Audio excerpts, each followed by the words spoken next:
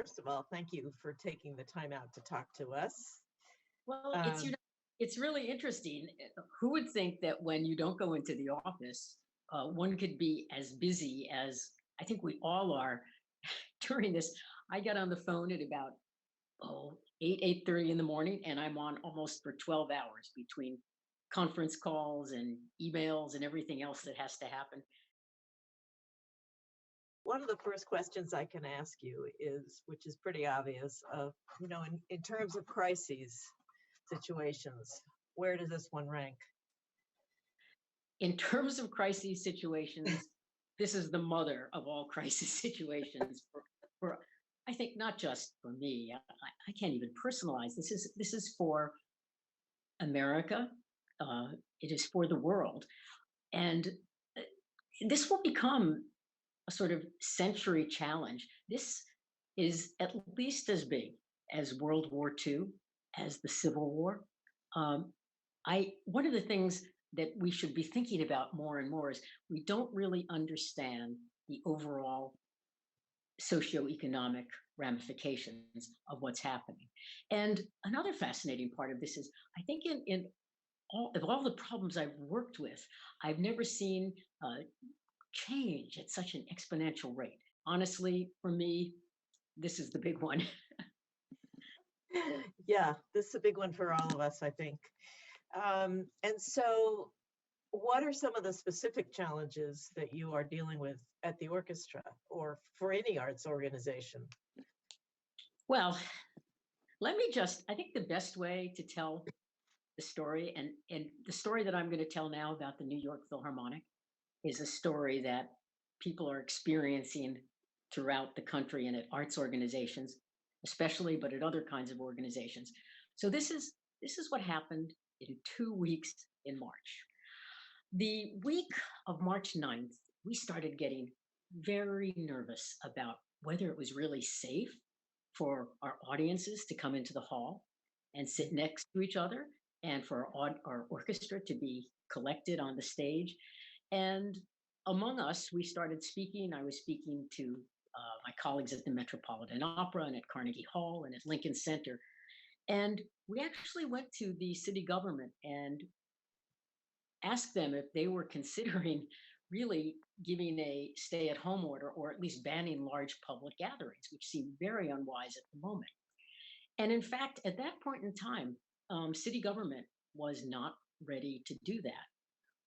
We came to feel it was our moral obligation to do so. So on the final concert that we played was on March the 10th. On March the 12th, the different major performing arts organizations of New York City came together. We had a conference call, and we agreed that we went to the mayor's office and we said, we are going to be making an announcement, all of us individually at 12:45 on March 12th, that we are canceling concerts at least through the end of March. We went ahead and made our announcement, and at 2:00 that afternoon, Governor Cuomo ordered public gatherings. So that was the first step. In advance of that, I think we saw what was coming, so we moved our entire staff to working from remote, which meant some people are set up to work from home, others aren't. So we had to make sure people had laptops or VPN connections and sent our entire staff home. We thought that was really necessary. March 20 to 23, seeing that the closure was going to go out later because it became imminently clear, we actually did something I had never done before. We had telephonic negotiations with our orchestra committee, and we negotiated an interim contract. Now, I have never before done telephonic labor negotiations, so that was quite something. We had a separate caucus number and then an online, regular number. But I have to say about those negotiations that they were negotiations of mutuality. They were like no other labor negotiations I had ever been in. People recognized the crisis, wanted to work together to figure out the best way through it. And so what we agreed on was an interim two-month plan, which had reduced salaries starting in, of course, April and May. But we also told the musicians, because this was so critical, we promised them health care, that we would take care of healthcare through the end of our contract, which is the end of September.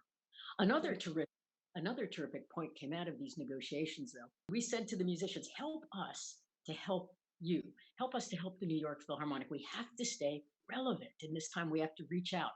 And so they gave us sweeping media rights so that we could access the remarkable archives that the New York Philharmonic has. I mean, it's one of the richest archives, musical archives in America, if not in the world.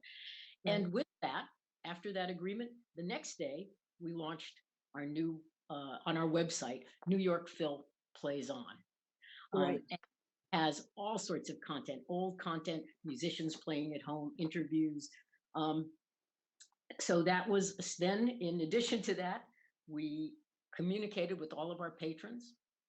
We had a board meeting with 57 people on the phone where we presented our plans, and everybody was incredibly supportive. And we canceled our European tour. So this was all within 1 2 week period, working telephonically, working in teams, and it's a time I will never forget. As difficult as it was very moving for I think all of us to come together as a community of musicians, of music lovers, and of people who work in the arts and board members to to achieve a remarkable amount in a very short period of time.